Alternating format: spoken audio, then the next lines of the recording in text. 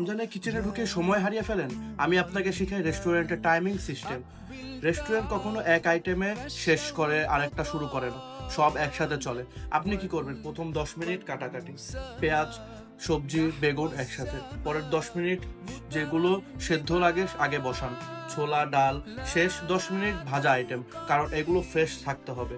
আর একটা কথা, কিচেনে ঢোকার আগে সব উপকরণ সামনে রাখুন। রেস্টুরেন্টে একে বলে মিজ অ্যান্ড প্লাস, মানে সব কিছু প্রস্তুত। এই সিস্টেম ফলো করলে রান্না হবে দ্রুত, চাপ হবে কম।